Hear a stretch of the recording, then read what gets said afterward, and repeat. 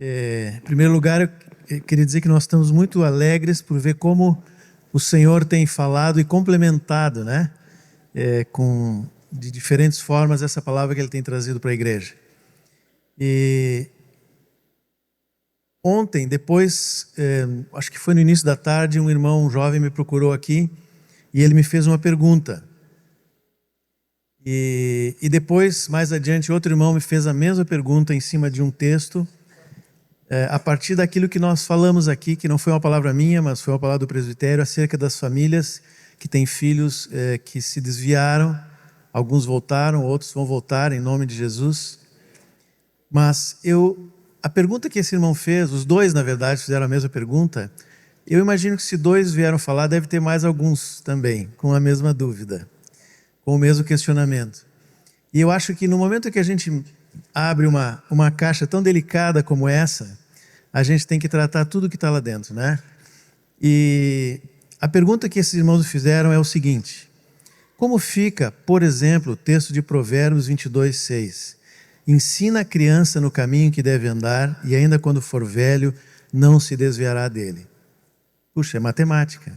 Se eu fiz isso, é uma promessa que Deus está dando. Se eu faço isso, Ele vai cumprir.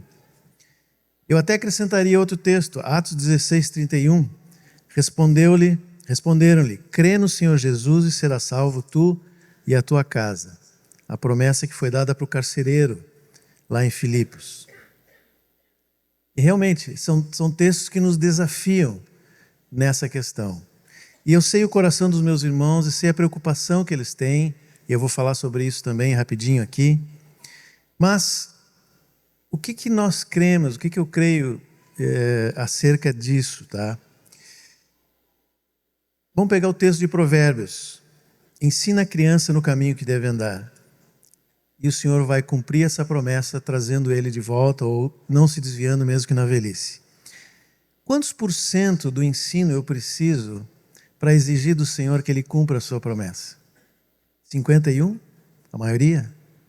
60%? 70%? 90%? 100%? Cumprir 100% de aquilo que Deus me disse. Qual é a régua que eu vou usar para saber se o meu ensino foi completo? Os mandamentos de Deus. A palavra diz, faça isso, faça aquilo e tal. O povo de Israel levava muito a sério os mandamentos, as promessas e as maldições escritas na lei. Eles chegavam a cumprir na risca. No sábado eles contavam os passos para não chegar no limite de passos que era permitido dar, por temor à palavra do Senhor. Eles cumpriam na risca. E ainda assim, nós sabemos que isso era insuficiente. E o pensamento judaico clássico era o seguinte: se eu cumprir todos os mandamentos, então alcançarei a promessa. Mas aí vem Jesus. E o verbo se fez régua. O verbo se fez régua. Porque o Senhor é o padrão de perfeição que Deus mandou. E aí ele diz assim: ouviste dos antigos, não matarás. Eu, porém, vos digo, se tu tirar, insultar, chamar o teu irmão de tolo, já cometeu o mesmo pecado. Não adulterarás. Eu, porém, vos digo, se tiver um olhar impuro, já adulterou. Eu gosto de trabalhar com madeira, né? Entre algumas coisas que eu faço enquanto eu estou orando. E um dos desafios do marceneiro é trocar uma madeira estragada e botar uma nova. Porque ele tem que usar exatamente a mesma medida, senão vai faltar alguma coisa. E muitas vezes a gente erra na medida. Mas às vezes falta 1 centímetro. O que eu tenho que fazer? Eu tenho que jogar tudo fora, porque eu não alcancei os 100% da medida correta. Mas aí vem Jesus, com um pedacinho da madeira da cruz, encaixa naquilo que faltou. Paulo diz aos Gálatas assim, né? Eles estavam de novo nessa questão o cumprir os mandamentos de Deus e aquilo que deveria ser feito. E Paulo diz assim, Gálatas 5:13, de novo testifico a todo homem que se deixa circuncidar, e aqui ele está falando da lei de um modo geral, né? Que está obrigado a guardar toda a lei. A régua do Senhor segue o método dele, o método de Deus, os meus 100% são insuficientes.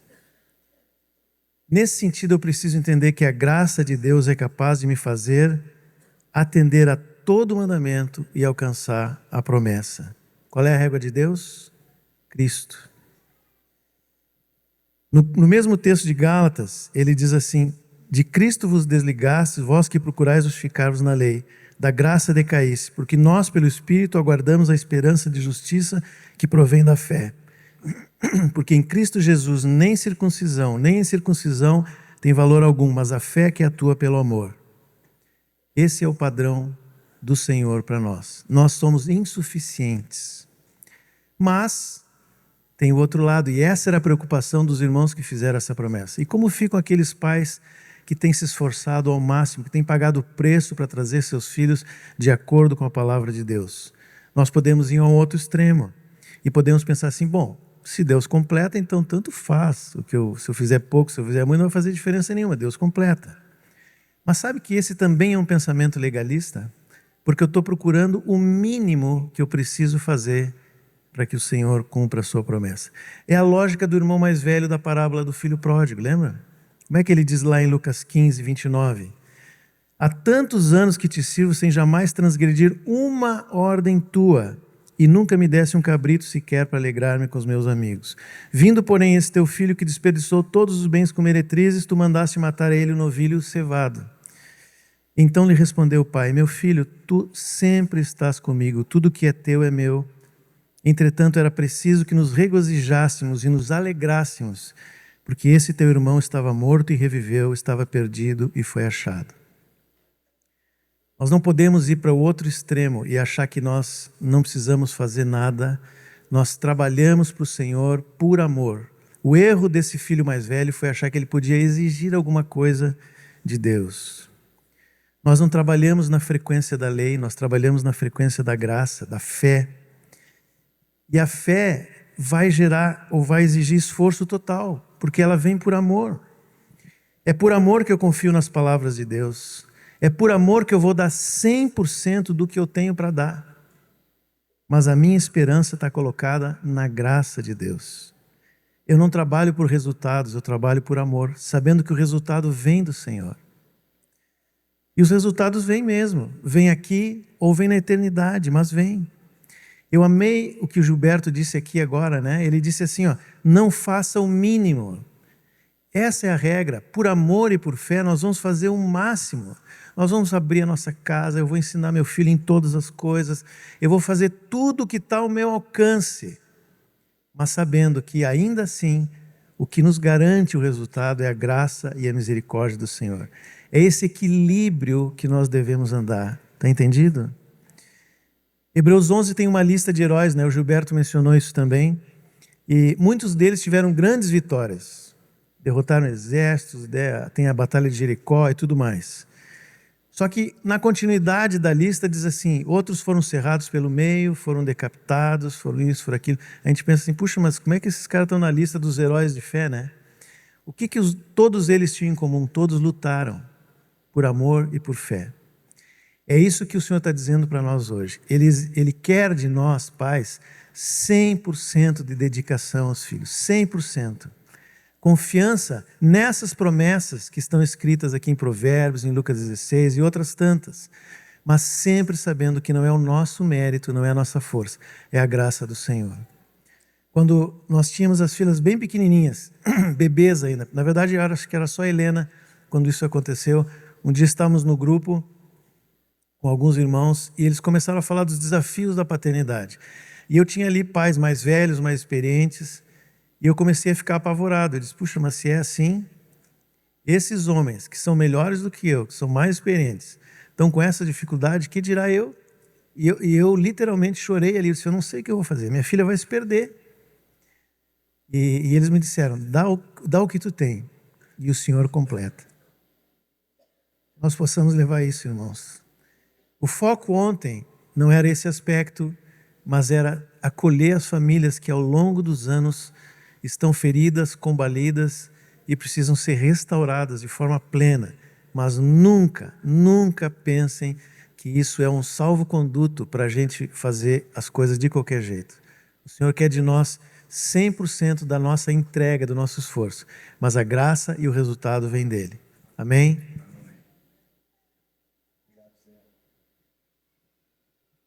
Nós precisamos ser encontrados fiéis, queridos, porque quando o Senhor chegar, nós não só precisamos ser servos, mas servos bons e fiéis.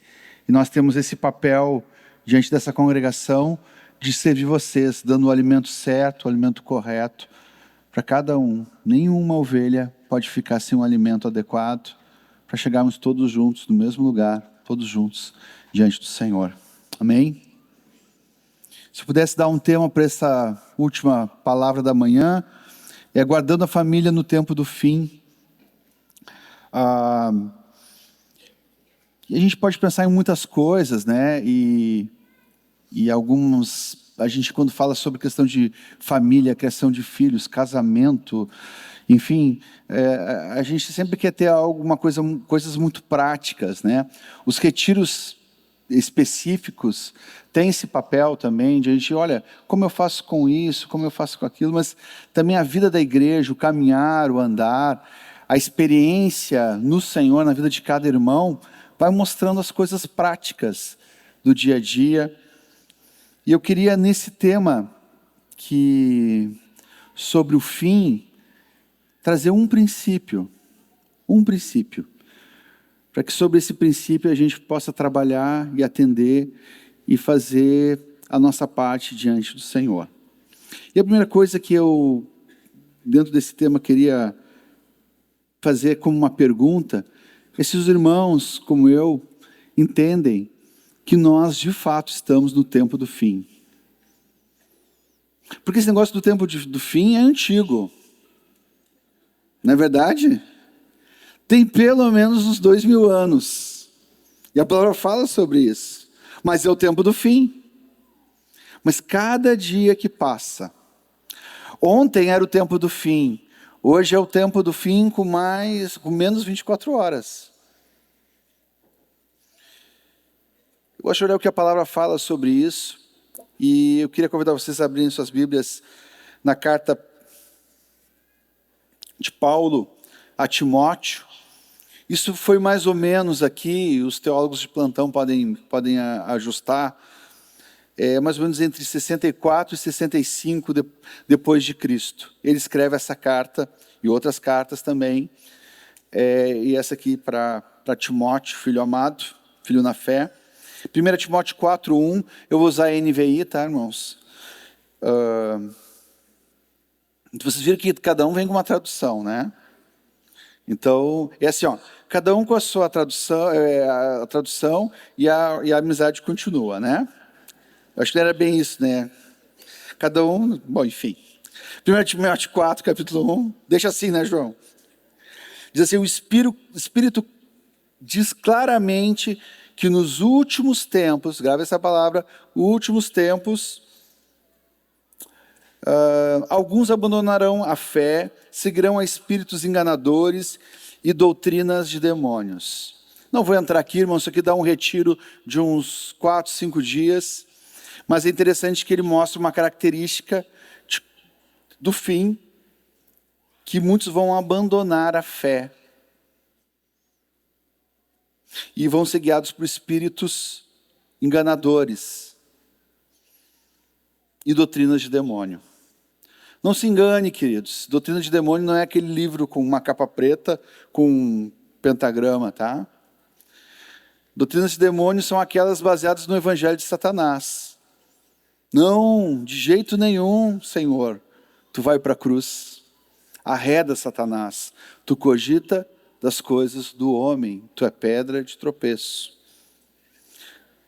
Próxima carta, na segunda carta a Timóteo, capítulo 3, os primeiros versículos, os irmãos podem acompanhar aí também, diz assim, saiba disso, nos últimos dias sobrevirão tempos terríveis, os homens serão egoístas, avarentos, presunçosos, arrogantes, blasfemos, desobedientes aos pais, ingratos, ímpios, sem amor pela família, irreconciliáveis, caluniadores, sem domínio próprio, cruéis, inimigos do bem, traidores, precipitados, soberbos, mais amantes dos prazeres do que amigo de Deus, tendo aparência de piedade, mas negando seu poder. Afaste-se também desses.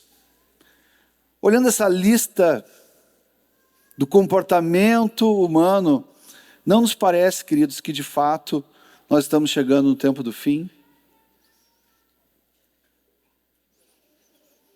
E o que o Senhor fala sobre o tempo do fim? Tem uma passagem muito famosa que está, não vamos ler aqui, é Mateus 24. Jesus fala sobre, ali é o Apocalipse dentro dos Evangelhos, né, João? João sempre nos fala sobre isso, Mateus 24. Tem em Marcos também, tem em Lucas 21, essa passagem. Mas eu escolhi um que ele fala, não há uma... Ele não fala, é uma pequena porção dessa mensagem, falando sobre as características do tempo do fim. Mas eu queria convidar vocês para abrir em Lucas 17, para ver o que o nosso Senhor fala sobre o tempo do fim, porque essa passagem ela é muito interessante. Porque ela, dentro desse contexto, ele fala que o reino de Deus, ele não vem com sinais visíveis, mas ele está entre nós, ele está em nós. E ele traz a característica do fim, como vai ser o fim, sobre uma coisa espetacular, que é a repentina volta de Cristo. Algo muito pontual. Então eu queria que nós abríssemos Lucas 17, 24 a 29, que diz assim: pois o Filho do Homem, no seu dia será como um relâmpago, cujo brilho vai de uma extremidade à outra do céu. Mas antes é necessário que ele sofra muito e seja rejeitado por esta geração. Obra redentora, vinda repentina do Senhor, e ele agora fala para aqueles irmãos sobre a obra redentora. Assim como foi nos dias de Noé, também será nos dias do Filho do Homem. O povo vivia comendo, bebendo, casando-se, sendo dado em casamento, até o dia em que Noé entrou na arca. Então veio o dilúvio e os destruiu a todos. Aconteceu a mesma coisa nos dias de Ló.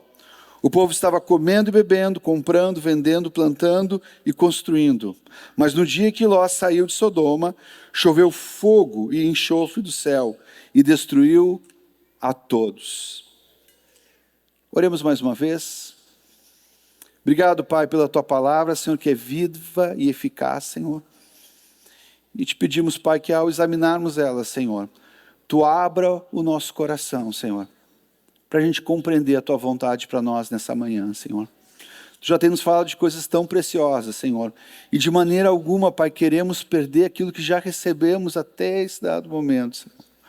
Mas, Pai, continua, Senhor, abrindo, dilatando o nosso coração, Senhor, porque queremos estar pertinho de Ti. No nome do Senhor Jesus Cristo. Amém. Jesus compara o fim dos tempos, como os dias de Noé e Ló. Se a gente for a Gênesis, e a gente tem falado muito sobre isso, de olhar para o começo, para o propósito, a gente vai ver o comportamento pecaminoso do homem, e a gente vai ver que aquilo que Paulo está falando para Timóteo faz muito sentido. Lá em Gênesis capítulo 6, antes de acontecer o dilúvio, no 6, 5, diz assim: o Senhor viu que a perversidade do homem tinha aumentado na terra, e que toda a inclinação dos pensamentos e do seu coração era sempre e somente para o mal. No versículo 11 diz assim: ora, a terra estava corrompida aos olhos de Deus e cheia de violência. Para mim, queridos, uma das maiores características dos tempos de Noé é uma perversão, a maldade e a violência. Estamos vivendo um tempo extremamente violento. Estava olhando alguns números aqui.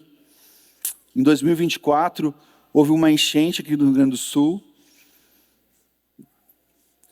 que atingiu 461 municípios. Não sei, irmãos, dados são dados, mas dizem que depois de toda essa catástrofe que aconteceu, tem registro de 163 pessoas mortas, 132 pessoas desaparecidas, que pode botar na conta dos que faleceram, 806 feridos. Eu creio que isso aqui não representa realmente o que é. Os irmãos que estão aqui, que passaram pela enchente, se machucaram e não deu tempo nem de ir ao atendimento para alguém que registrasse o que aconteceu com vocês. É verdade ou não é? Não dá tempo. Foram 1,9 milhões de pessoas atingidas.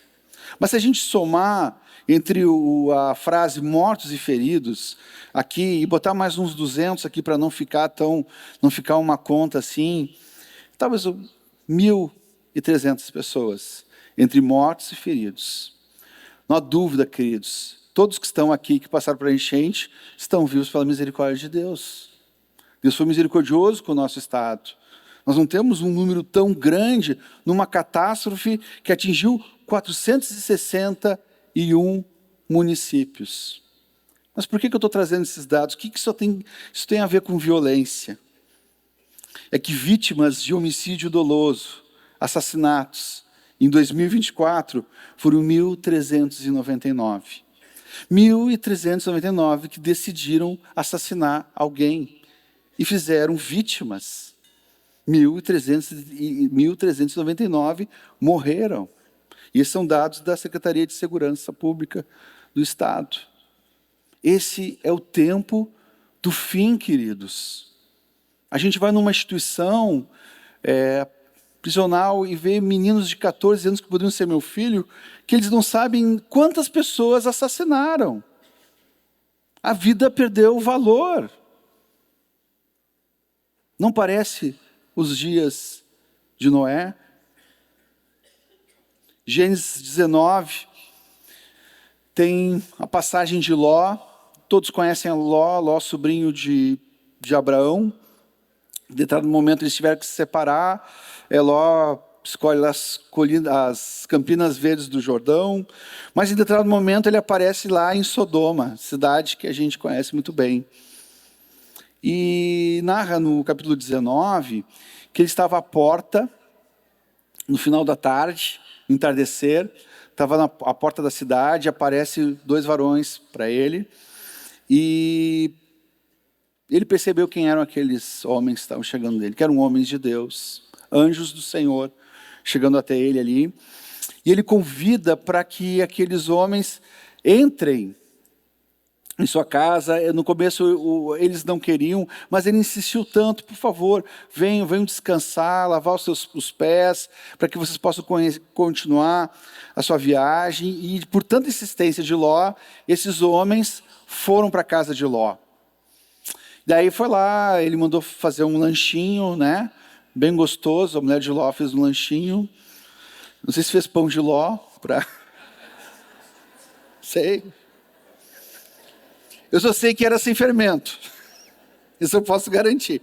Se é o pão que ela sempre dava para o Ló, era pão de Ló. Diz que antes da hora de dormir, diz assim: ainda não tinha ido deitar-se, quando todos os homens de toda a parte da cidade, Sodoma, dos mais jovens aos mais velhos, cercaram a casa, chamaram Ló e lhe disseram: onde estão os homens que vieram à sua casa essa noite? Traga-os para nós aqui para fora, para que tenhamos relação com eles. Ló ficou desesperado. Ele disse: não façam isso, eles estão sob a minha proteção. Eu tenho 2 filhas virgens ainda. Eu entrego elas para vocês, para que vocês façam. Imagina a cara das meninas ali, né? Se olharam assim, a seriedade com que Ló tratou aquele assunto ali. E aí ele disse: mas você chegou aqui como um estrangeiro e já está atuando como um juiz? Olha, nós vamos fazer isso com eles e vamos fazer pior contigo também. E aqueles homens de Deus fecharam a porta e cegaram aqueles homens ali. Mas o que me chama a atenção, queridos, nos dias de Ló, é que diz aqui na passagem que todos os homens de toda a parte da cidade de Sodoma, dos mais jovens aos mais velhos, isso é, toda uma geração corrompida moralmente. Pode ser que os que não conhecem o Senhor, a gente encontre homens aí de 70 anos, de 80 anos na cidade, que ainda tem algum valor moral. Mas baixou essa idade, a gente não encontra. A gente encontra malícia, pecados, situações ligadas à imoralidade. Estamos vivendo, queridos, os dias de Sodoma, pedofilia, abusos, estupros, incestos, pornografia, adultérios, fornicação, homossexualismo, malícias. O mundo quer separar essa tal liberdade sexual dos crimes sexuais. E não tem como separar, porque a origem é a mesma, a perversão. Então vivemos um tempo do fim, uma degradação moral terrível em todo lugar, em toda parte. O que me alegra nisso é que a qualquer momento, como um relâmpago, o Senhor vem. Amém? Agora é interessante que Jesus faz essa comparação daquele tempo, falando sobre os dias de Noé, falando dos dias de Ló, mas ele não fala desses pecados, mas ele fala de outra coisa. Ele dá uma ênfase aos feitos que não são pecados, mas estão tomando um lugar indevido no coração do homem, a ponto de o Senhor decidir exterminar tanto a humanidade com o dilúvio, como o que aconteceu também em Sodoma. O Senhor Jesus disse que a geração do fim vai estar comendo, bebendo, casando, dando-se em casamento, comprando, vendendo, plantando, construindo. Queridos, pelo menos umas 3 vezes, de ontem para hoje, Deus está falando para nós de coisas que em si não são pecados, mas se estiverem num lugar indevido no nosso coração, podem nos levar a uma destruição eterna. Eu gosto muito da resposta a essa palavra de Paulo à igreja de Corinto, em 1 Coríntios 7, 29, diz assim: o que eu quero dizer, eu quero pegar essa palavra que Paulo traz aqui para Coríntios, o que eu quero dizer, irmãos, é que nos resta pouco tempo. De agora em diante, aquele que tem esposa, vivam como que se não tivesse. Calma, irmãs. Calma que eu vou explicar. Ele não vai sair que nem um solteirão agora, daqui para frente. Não é isso. É que o centro da nossa vida não é a nossa esposa. É Cristo. E por causa que Cristo é o centro da nossa vida, eu tenho que amá-la, protegê-la e guardá-la. Os que vão casar, pensar que ter uma esposa linda e maravilhosa é um fim em si mesmo, é o maior engano. Ele é o centro de todas as coisas. Aqueles que choram como se não chorassem. Vai ter um momento da história onde o próprio Deus vai enxugar do nosso rosto toda a lágrima. Ali acabou. O choro que temos hoje, queridos, é temporário. Os que estão felizes, como se não tivessem. Às vezes a gente tem uns mimos de Deus nessa terra, umas alegrias, né? Às vezes eu me deparo assim, às vezes eu tenho a oportunidade de estar num lugar bonito, gostoso, um ambiente agradável, mas depois eu penso assim, isso aqui é passageiro. Não posso fixar o meu coração nisso que vai passar. Tem algo maior, tem algo superior. os que compram algo como se não possuíssem, os que usam das coisas do mundo como se não usassem, porque a forma presente desse mundo passará. José usou esse texto, 2 Coríntios, não atentando nós às coisas que se veem, mas as que não se veem, porque as que se veem são temporais, e as que se não veem são eternas. Há um chamado de atenção do Senhor nesses dias para nós. A perversão, a imoralidade e a violência que caracterizam tanto o final dos tempos, na verdade são pecados provenientes de uma vida sem Deus. Deus quer salvar a nossa família, queridos, de uma vida sem Ele. Nos salvar para o eterno. O Senhor quer colocar a nossa família no seu plano que é eterno.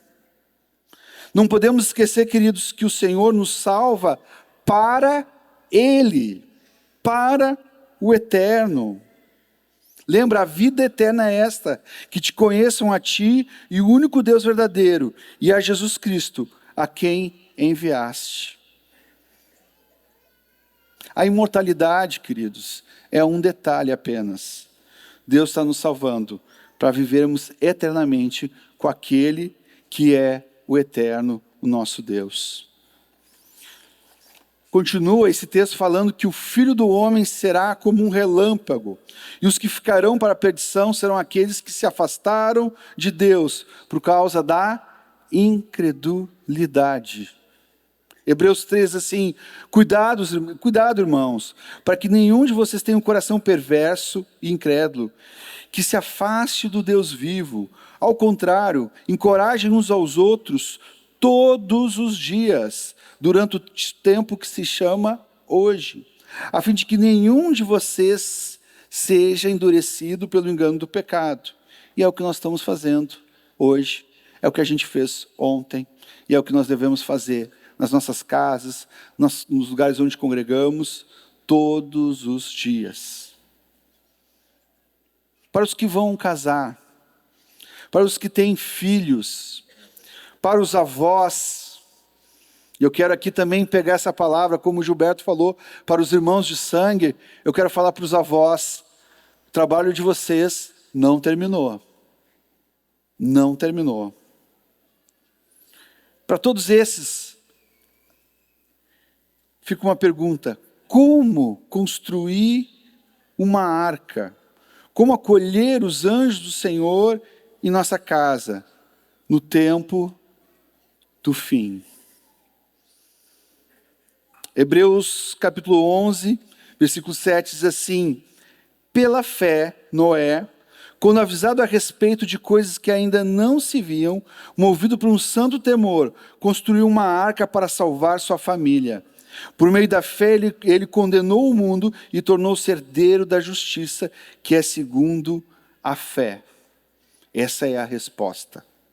O que vai nos livrar a nossa família da condenação eterna é a fé, mas uma fé operante. Deus falou com Noé, e Noé obedeceu. Nesses dias terríveis que estamos vivendo como final do tempo mesmo, nós podemos fazer muitas coisas, queridos, legítimas, que podem cooperar com o nosso serviço de apresentar a nossa família diante de Deus. A gente pode ir morar numa fazenda, por exemplo. Essas 2 semanas atrás, o Daniel Baker falou sobre isso, que chegou a determinado momento da vida dele, que ele pegou e levou a família para uma fazenda, foi criar seus filhos numa fazenda. Ou a gente pode se mudar para uma cidade pequena, longe da degradação da cidade grande. E, aliás, eu e o Japa tivemos uma turnê no interior, né? 3 dias, várias cidadezinhas. Tu entra numa cidade pequena daquelas, tu para no tempo. O relógio para, tudo fica mais tranquilo. Tá aí os irmãos de Birubá, não é verdade? 20 mil habitantes. A gente chega lá, os irmãos fazem coisas incríveis, porque eles estão aproveitando o máximo a cidade pequena, longe dessa degradação toda que é a cidade grande, desse acúmulo de pecado que existe na cidade grande. Então eles, uma vez por semana, fazem um bolinho, põem na calçada, convidam os vizinhos para comer um bolinho na calçada, e ali eles falam do evangelho para as pessoas, para os vizinhos, para os filhos. Que coisa linda, maravilhoso. Vai fazer isso em determinados bairros da cidade onde a gente mora. Ver se vai ter mesinha e bolinho. Hã? Podemos tirar nossos filhos da escola, ensiná-los em casa. Quantos aqui, levantem a mão, têm feito isso? Pode levantar a mão. Temos muitas famílias. Irmãos, nós louvamos a vida de vocês por isso. Pela coragem de enfrentar um sistema. Pela coragem de andar na convicção daquilo que receberam de Deus. Louvado seja o nome do Senhor pela vida dessas famílias. Podemos ficar longe das mídias, das redes sociais. Meu filho vai fazer 19 anos esse ano, e esse ano foi que ele recebeu o primeiro celular dele. Ele não morreu, está ali, está bem vivo ali. Pai de um adolescente me falou assim: Jimmy, eu não sei o que eu faço, que o menino não larga o celular e tal. Como eu faço para tirar eles? Eu não sei. Tu deu para ele quando deu com 5 anos. Ele acha que aquilo faz parte da vida dele agora. Que nós podemos fazer muitas coisas que vão cooperar, que vão ajudar e que são legítimas. Mas se a nossa fé não for operante, se não sermos movidos por um santo temor, esses recursos perdem poder. Essa fé operante, queridos, nos leva a não nos conformar com esse século. 2 Pedro, capítulo 2, versículo 5, diz assim: Ele não poupou o mundo antigo quando trouxe o dilúvio sobre aquele povo ímpio, mas preservou Noé, pregador da justiça, e mais 7 pessoas. Também condenou a cidade de Sodoma e Gomorra, reduzindo as cinzas, tornando-as exemplo do que acontecerá aos ímpios. Mas livrou Ló, homem justo. O justo vive pela... que se afligia com o procedimento libertino dos que não tinham princípios morais. Pois vivendo entre eles todos os dias, aquele justo se atormentava em sua alma justa, por causa da maldade que via e ouvia. Se os nossos filhos verem alguma forma do mundo em nós, eles correm o risco de se amoldarem também. Uma fé sem obras, ela é morta, fala Tiago. Se ela é morta, ela não tem efeito. Então, ela é uma fé falsa. 2 Timóteo, capítulo 1, Paulo dá um testemunho sobre Timóteo. Diz assim: a Timóteo, meu amado filho, filho na fé, né? Graça, misericórdia e paz da parte de Deus Pai e de Cristo Jesus, nosso Senhor. Dou graças a Deus a quem sirvo com consciência limpa, como serviram os meus antepassados, ao lembrar-me constantemente de você, noite e dia, em minhas orações. Lembro-me das suas lágrimas e desejo muito vê-lo, para que a minha alegria seja completa. Recordo-me da sua fé não fingida, que primeiro habitou em sua avó Lloyd e em sua mãe Eunice, e estou convencido de que também habita em você. Um amor fingido, como a palavra fala, que tem um amor fingido, é um amor sem sacrifício, sem doação. Logo eu diria que não é um amor. É no máximo um sentimento passageiro, uma compaixão. Uma fé fingida, é uma fé sem obras. Logo ela não é fé, queridos. Ela pode ser no máximo uma crendice. Muito que nós, por anos, temos batido contra a religiosidade, na verdade, é a operação de uma fé falsa, de uma fé fingida. que não tem ação, que não tem poder. Essa fé operante tem o poder de habitar em nós. Imagina por onde você vai, dentro de você está essa fé operante. Temos o Espírito Santo que habita na vida de todo filho de Deus. Aonde nós vamos, o Espírito está conosco. Amém? Logo, a palavra de Cristo, ela deve também habitar na vida de todo regenerado. E não é para habitar de qualquer jeito, é para habitar abundantemente na vida de cada um de nós. Assim como a fé operante, ela tem o poder de habitar na vida do crente. E essa habitação da fé, assim como a habitação do Espírito em nós, que também é a habitação de Deus, a habitação da sua palavra, que é viva e eficaz, ela habita em nós para nos influenciar, para estarmos cada vez mais perto do Senhor. Estava ouvindo aqui o Gilberto falar, é certo, né, Gilberto, que Moisés tinha uma fé operante. Desde aquele dia que ele viu a sarça, e tudo que moveu a sua vida. E não foi difícil ele transmitir essa fé que habitava na vida dele, na vida de Josué. A fé que de fato é operante, ela tem o poder de habitar em nós e tem o poder de ser transmitida. Diz a mesma fé que habitou na tua avó Lloyd e que também habitou na tua mãe Eunice. E eu tenho convicção que habita também na tua vida. Noé, queridos, voltando para a arca, para o dilúvio aqui, os dias do fim, Noé era um homem justo e bom numa geração perversa. A fé do Noé era uma fé operante e habitava na vida de Noé. E essa fé foi transmitida a Noé. Noé sabia que tudo que existia foi criado por causa da glória de Deus. Foi criado por ele e para a sua glória.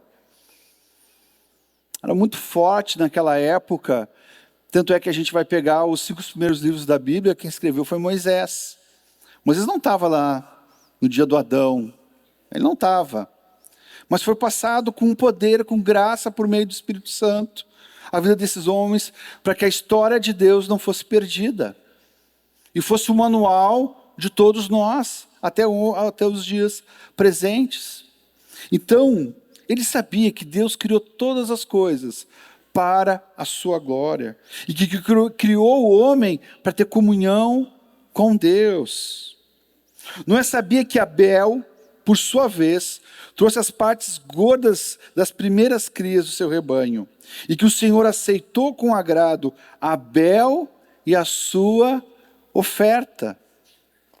Noé sabia que na época de Enos, filho de Sete, começaram a invocar ou a proclamar o nome do Senhor.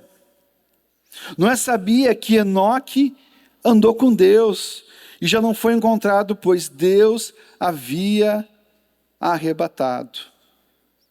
Fico aqui imaginando, queridos, como é que era o cotidiano do Noé, grande Noé, com a sua esposa, com seus 3 filhos.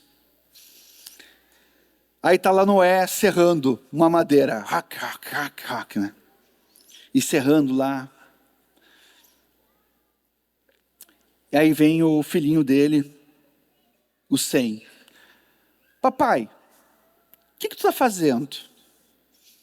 Eu me coloco no lugar do Noé, quando a gente está fazendo uma coisa e vem as crianças perguntar o que a gente está fazendo.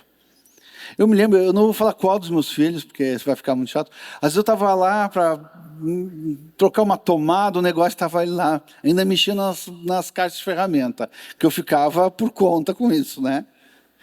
E daí, Eu fico pensando eu no lugar do Noé. Vem o Sem e pergunta: papai, o que está fazendo? Eu estou arrumando aqui as coisas aqui, vai para lá, ver alguma coisa com a tua mãe, vai brincar, vai achar alguma coisa para fazer. Mas esse é o ponto da fé operante que tem o poder de ser transmitido. Queridos, nós podemos contar histórias bíblicas para os nossos filhos. Nós podemos até proclamar o evangelho para os nossos filhos, e que precisa ser proclamado. Um evangelho claro para os nossos filhos. Mas eles precisam ver em nós a palavra viva. Eles precisam olhar para a nossa vida e comparar com aquilo que lhes foi proclamado. E eu penso que Noé, naquele momento, ele parou de serrar e disse assim: sabe o que eu estou fazendo aqui? Deus falou comigo. Diz que vai chover. E ele mandou eu construir uma arca. E é o que eu estou fazendo. Isso aqui, nós temos um Deus que criou todas as coisas. Que fez tudo. Tu está aqui, Sem, porque Deus te criou. E o papai está aqui serrando essa madeira porque Deus que me criou me trouxe uma palavra. E me disse que eu preciso construir uma arca. Então é por isso que eu estou aqui serrando, para construir essa arca.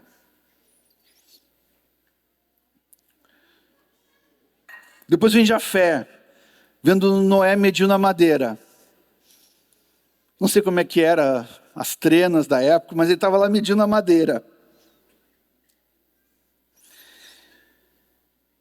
E aí o Jafé pergunta: pai, o que tu está fazendo? Assim, eu estou medindo a madeira.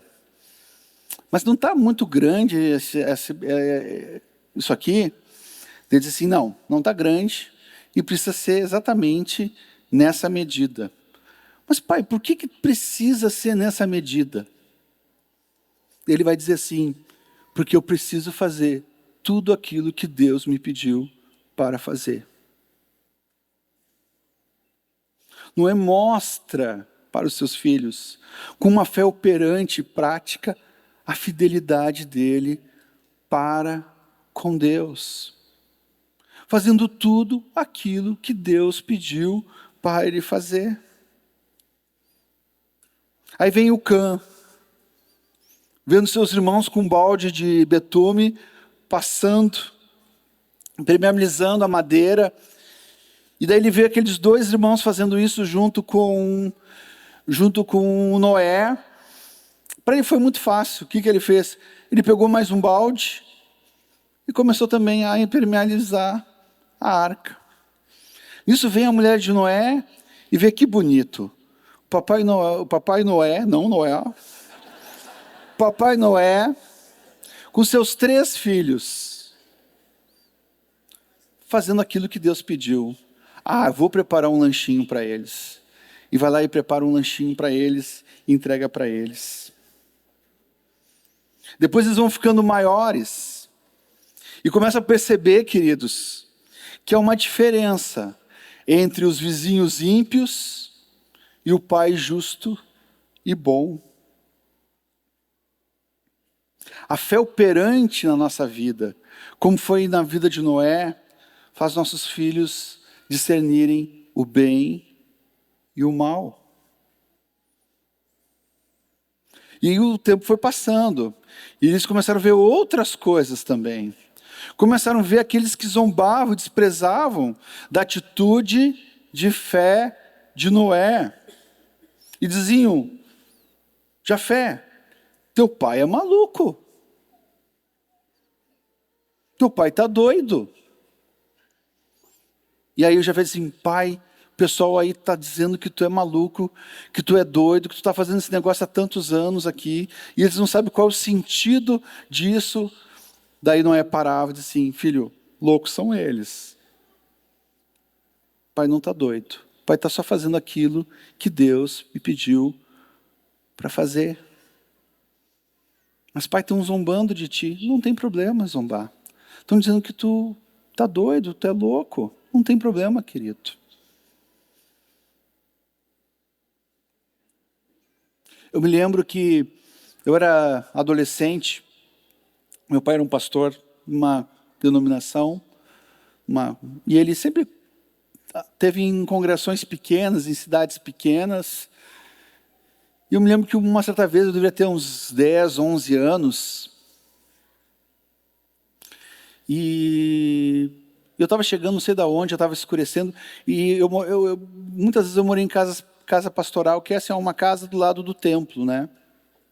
Eu estava chegando na minha casa e tinha uns irmãos que estavam na frente da casa conversando, na frente do templo.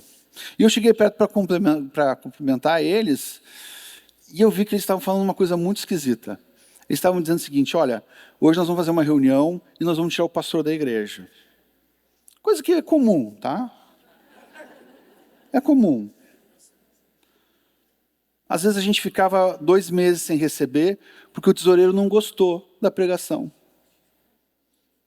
E eu escutei aquilo e eu fiquei enlouquecido. E corri para dentro de casa e disse: pai, tá os irmãos lá fazendo uma reunião que vão te tirar. O pai, fica tranquilo.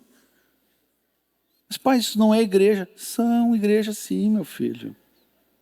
Nós estamos aqui por causa do Senhor. O que nós estamos fazendo aqui, nós temos algo muito claro. Meu pai não falou com essas palavras, né?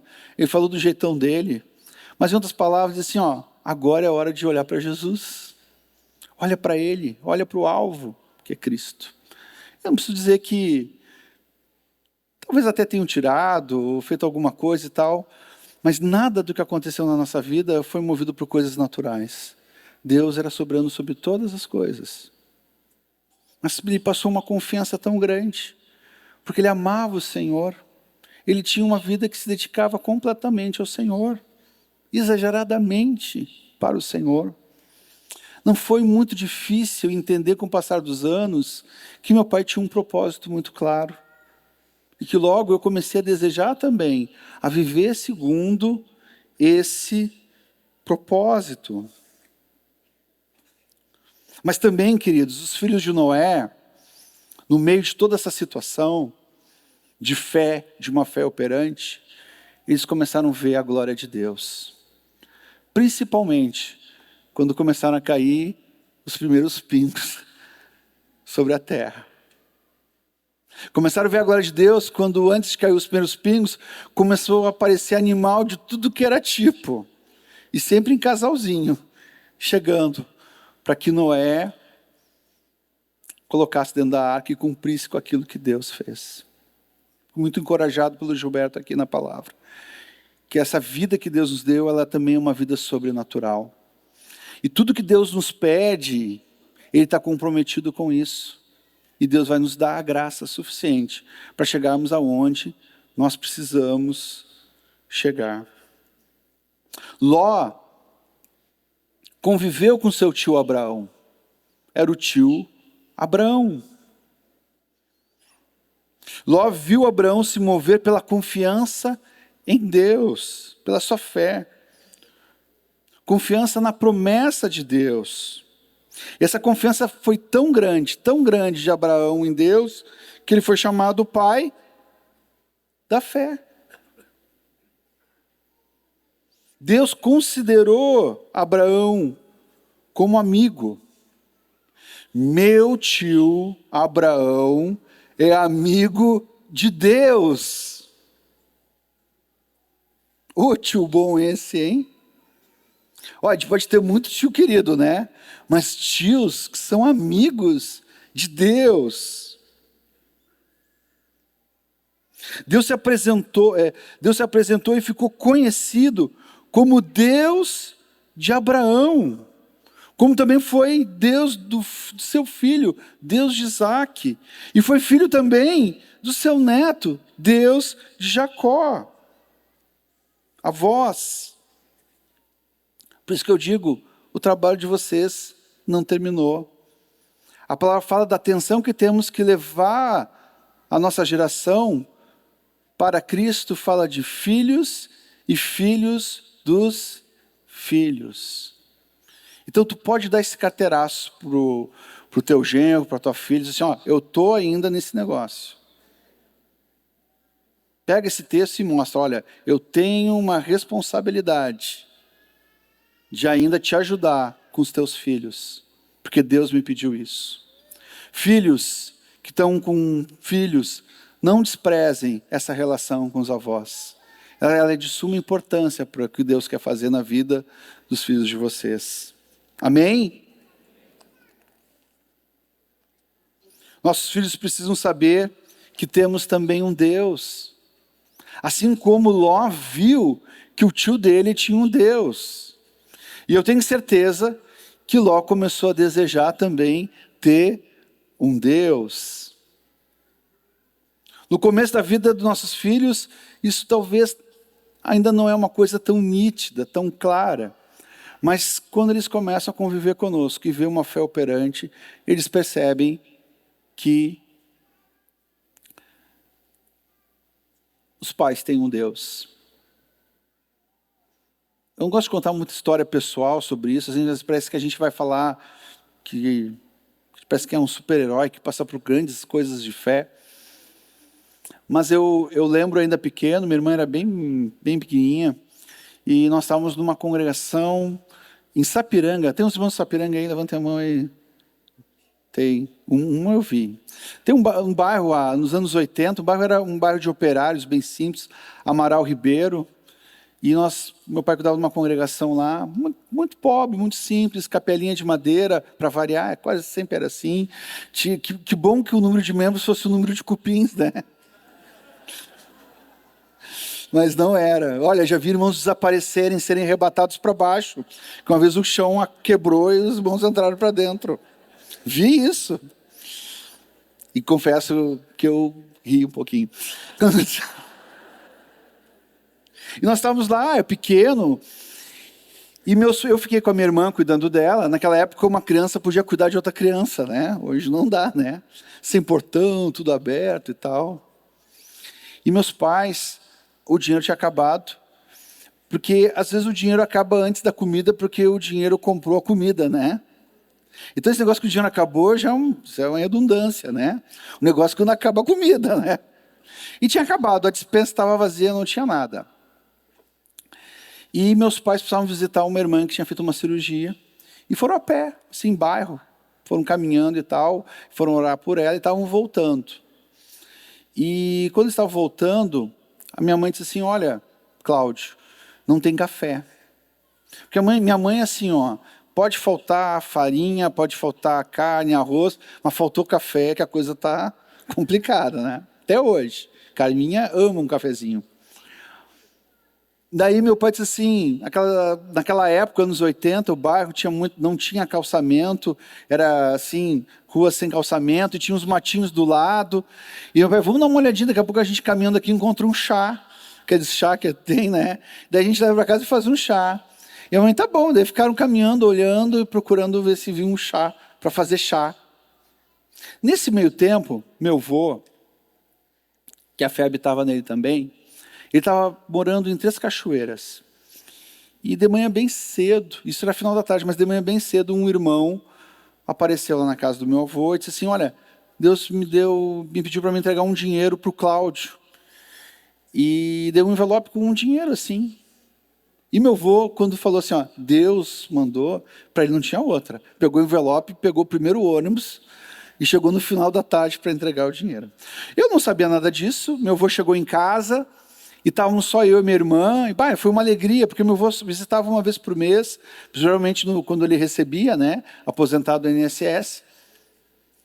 E ele, não fazia muito tempo que ele tinha estado conosco, que ele apareceu, nos deu uma surpresa. A criança ama estar com os avós, e enfim, né, eu gosto muito dessa relação de netos e avós. E meu avô apareceu lá. E aí chegou meu pai, minha mãe, e meu avô disse assim, ó, cumprimentou, minha mãe achou uma surpresa, meu avô está fora de época, apareceu em casa e disse assim, olha, eu vim aqui porque Deus mandou entregar esse envelope para ti. Meu pai pegou o envelope, viu que tinha um volume ali, botou no bolso assim, que bom que está aí, eu vou lá na padaria para nós fazer um café. Foi lá para a padaria para comprar comida que nós precisávamos para os próximos dias. Eu sei, irmãos, que muitos de vocês passam por essa experiência. Mas quando nossos filhos veem pais que confiam em Deus, que sabem que a vida deles está no Senhor, e que de fato as palavras daquele missionário, que a obra de Deus, da maneira de Deus, tem a provisão de Deus, Essa fé, ela é operante, logo essa fé, ela é transmitida para nós. É claro, queridos, que os que já tiveram pais com situações como essas, e hoje estão cuidando da sua casa, sabem que também Deus quer dar uma dose para nós, a nossa experiência também. Mas também a gente já tem essa fé que recebemos de Deus. E quando nós somos provados em situações complicadas, o que a gente faz? A gente confia, e Deus faz, e Deus dá graça. Essa é uma fé transmitida. E para encerrar, queridos, eu quero dizer que essa fé operante, ela não apenas nos livra a nossa família da condenação, mas também capacita a nossa família a andar de modo digno ao chamado de Deus. Ainda ressoa, queridos, no meu ouvido, as palavras do meu amigo Ottokar von Trasek, que ele diz assim: para que e para quem nós estamos criando os nossos filhos? Para que nós estamos casando? Dá para a gente pensar que a gente pode preparar um filho para sofrer em amor do Evangelho?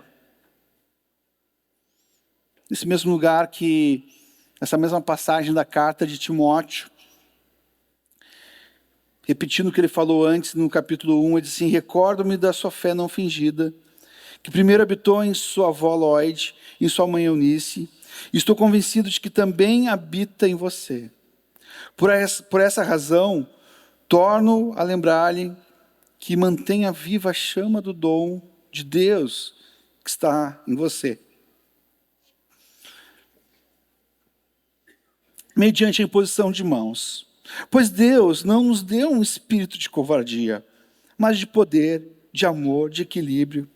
Portanto, não se envergonhe de testemunhar do Senhor, nem de mim, que sou prisioneiro dele, mas suporte comigo os sofrimentos pelo Evangelho, segundo o poder de Deus, que nos salvou, que nos chamou, com uma santa vocação, não em virtude das nossas obras, mas por causa da sua própria determinação e graça. Essa graça nos foi dada em Cristo Jesus, desde os tempos eternos, sendo agora revelada pela manifestação de nosso Salvador, Cristo Jesus. Ele tornou inoperante a morte e trouxe à luz a vida e a imortalidade por meio do Evangelho. Deste Evangelho fui constituído pregador, apóstolo e mestre. Por essa causa também sofro, mas não me envergonho, porque sei em quem tenho crido. Estou certo que Ele é poderoso para guardar o meu depósito até aquele dia. Retenha, com fé e amor em Cristo Jesus, o modelo da sã doutrina que você ouviu de mim. Quanto ao bom depósito, guarde-o por meio do Espírito Santo que habita em nós. Coisa boa casar, coisa boa ter uma esposa, coisa boa ter um marido. Algo divino que Deus criou, é tão bom. Embora há mentiras de Satanás dizendo que não é bem assim, eu quero reafirmar, é muito bom. Mesmo que seja a cruz, porque é a cruz.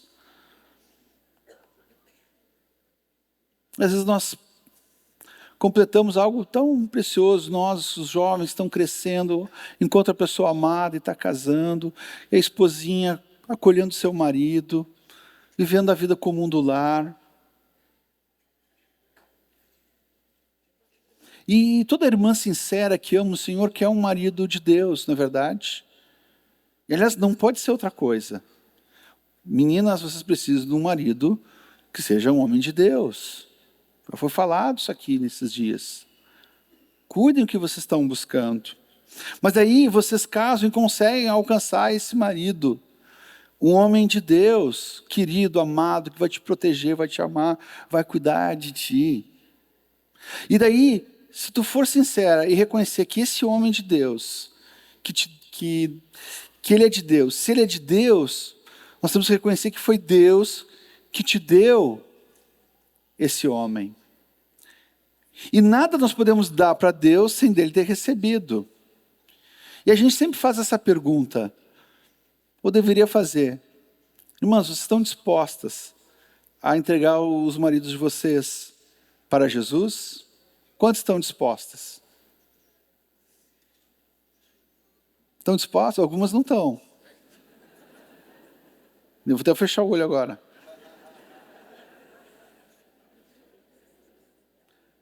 A gente fala isso, queridos. Por que eu estou tocando nesse assunto?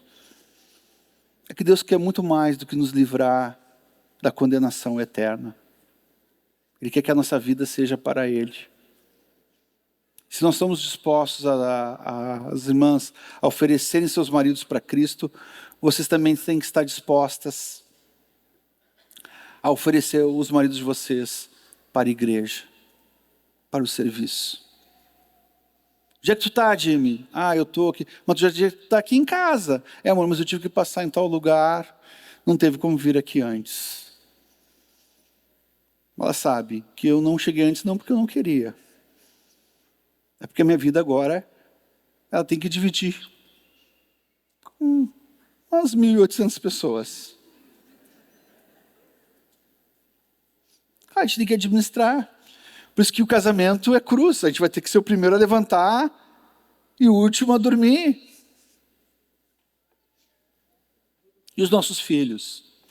Nós vamos criá-los para ter sucesso profissional, usando as palavras do Otkar Vondrasek. E não há nada de pecado, irmãos. Nós estamos desde ontem falando que existem situações e coisas que não são pecaminosas. Mas será que nós vemos nossos filhos como flechas na aljava mesmo? Mas será que o objetivo da flecha é ficar dentro da aljava?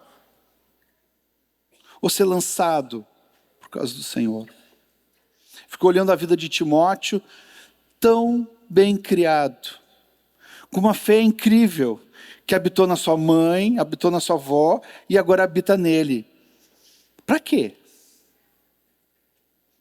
Para que essa fé ser operante e, na verdade, não operar? E essa é uma pergunta que tem que estar todos os dias na nossa vida. E pedimos ao Senhor graça para darmos a resposta correta. Nossos filhos são do Senhor. É para Ele. E eu fico pensando ainda em Timóteo, como esse filho amado, um filho espiritual de Paulo, os lugares por onde Timóteo andou. O rapazinho tão querido, gente boa, e foi logo andar com aquele maluco do Paulo, que de vez em quando vai preso, leva açoites, é rejeitado, abandonado, passa frio, passa fome. Querido, ser companheiro desse ministério não é fácil. Imagina, eu quero usar aqui o que já foi falado, criar um filho bem queridinho, para depois entregar para o Japa, levar ele para os traficantes lá, para pregar o evangelho. Vocês estão entendendo, queridos, o que Deus quer fazer conosco? E não tem uma outra saída, queridos. Essa fé, para que eles possam estar guardados, ela precisa de fato ser operante. Eles precisam ver, nossos filhos precisam ver, que na nossa casa tem alguém mais importante do que eles. E essa pessoa se chama Jesus Cristo, nosso Senhor e Salvador. E por Ele nós entregamos a nossa vida.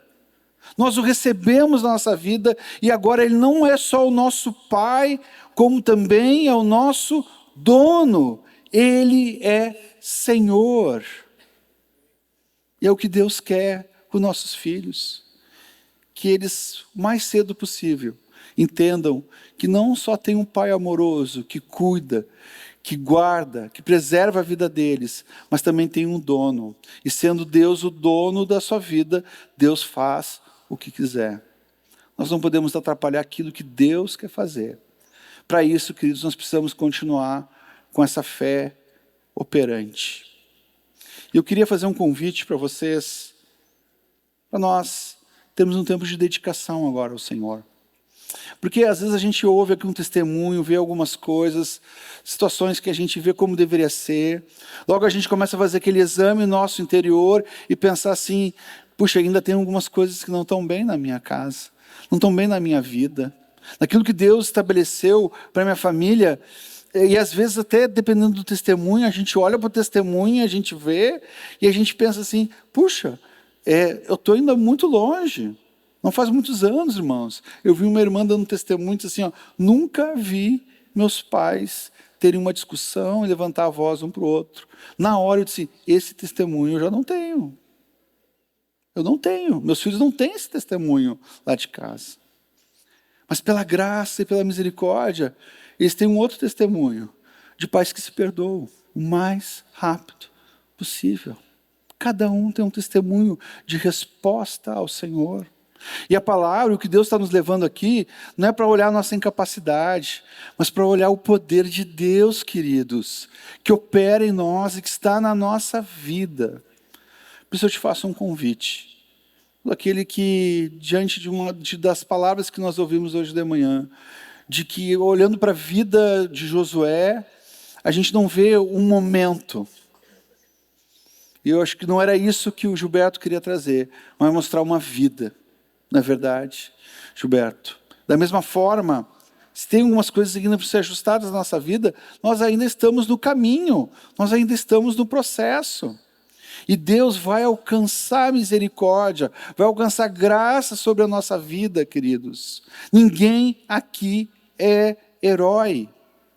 Nós só temos um herói, que é Cristo. E é Ele que opera na nossa vida. Por mais que haja esse esforço na nossa vida, de estarmos nos dedicando completamente, sem a graça de Deus, sem a misericórdia, sem a ação do Espírito, nós não vamos à frente.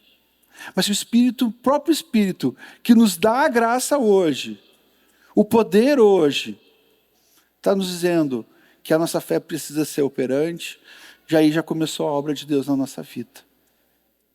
Então eu quero te convidar, abaixa a tua cabeça, não precisa vir até aqui, mas coração sincero agora, apresenta a tua vida diante de Deus.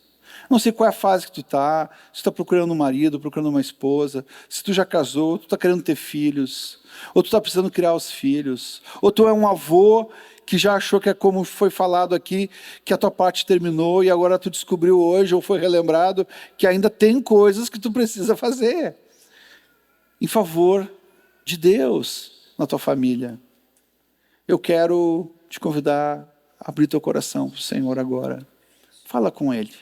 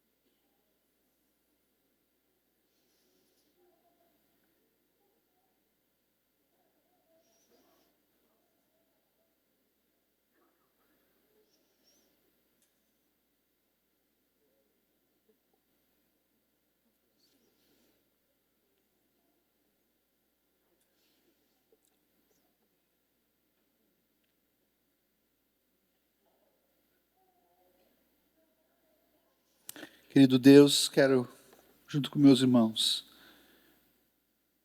pedir perdão, Senhor.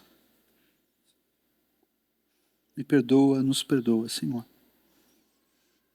Todas as vezes, Pai, que a nossa fé deixou de ser operante, Senhor. Todas as vezes que nós sabíamos o que tínhamos que fazer e a gente não fez, Senhor. Nos perdoa, Senhor. Estou aqui, Senhor, de igual modo com meus irmãos, Senhor. Pedindo perdão, Senhor, mas também, Senhor, te pedindo, Senhor, que Tu conceda graça, Senhor, sobre a nossa vida. Perdoa a nossa soberba, Senhor, que Tu te opõe a ela, Senhor. Mas, Senhor, vem, Senhor. Humildemente nós te pedimos, nos concede graça, Senhor. Tu, como Deus de toda a graça, Senhor, nos concede graça, Senhor. Pai, queremos ser uma igreja, Senhor, como a igreja de Tessalônica, Senhor, que a fé crescia e o amor aumentava cada vez mais, Senhor. Te pedimos tua graça, Senhor. Aumenta a nossa fé, Senhor. Aumenta a nossa fé. Nossa fé, Pai, seja vista, Senhor, para a tua glória, Senhor. Faz de nós, Pai, homens e mulheres, Pai, que te obedecem, Senhor. Porque creem em Ti, Senhor, fazem a Tua vontade, Senhor. Temos falado, Pai, desde o começo desse encontro e nós te pedimos, Pai, a Tua graça, Senhor. Por favor, opera em nós, Senhor. Queremos ainda, Senhor, na geração que estamos aqui, Senhor, dar testemunho, Senhor, de um Deus que um dia nos resgatou, Senhor, com uma graça, Senhor, imerecida, Senhor. Com uma graça, Senhor, que é a própria ação do Teu amor, Senhor, nos atraindo para cada vez mais para Ti, Senhor. E com essa mesma graça nos educando, Pai, nos livrando do pecado, Senhor, nos ajudando, Senhor, a fazer a nossa parte, Senhor. Te peço, Pai, sobre cada família aqui, Senhor. Te peço pelas futuras famílias, Pai. Te peço, Senhor, para aqueles que ainda vão ter filhos, os que ainda vão casar, Senhor. Te peço, Senhor, para aqueles que têm filhos pequenos, Pai. Aqueles que têm filhos maiores, Pai, e que de alguma forma, Senhor, nesses dias têm se deparado de algumas coisas que precisavam ser acertadas, Senhor. Mas, Pai, nós não queremos perder a esperança, Senhor, que Tu não faz homens melhores, Tu faz novos homens, Senhor. E, Pai, nós queremos nos apropriar, Senhor, dessa filiação que temos contigo, Senhor. E de saber, Senhor, que Tu é poderoso para fazer infinitamente mais, Senhor. E que de fato, Senhor, não precisamos nos envergonhar, Senhor, desse evangelho, Senhor. Mas saber, Senhor, que aquele que nós estamos crendo, Senhor, que estamos vivendo, Senhor, tem um poder transformador sobre nós, Senhor. Se chegamos até aqui, Senhor, foi por essa misericórdia, foi por essa bondade, Senhor. Por isso, Pai, recebe a nossa casa, as nossas casas, Senhor. Recebe a minha casa, Pai. Recebe os nossos filhos, Pai. Nos ajuda também, assim como Paulo, Senhor, viu, Senhor, na vida de Timóteo, Senhor, uma vida dedicada a Ti, Senhor, a gente também possa contribuir, como ouvimos hoje, Senhor, com os nossos irmãos, com as famílias que estão próximas de nós, Senhor. Contribuir para o Senhor, porque nós vamos chegar todos juntos, Pai. Todos nós, Senhor, vamos Te ver face a face, Senhor. No nome do Senhor Jesus Cristo. Amém.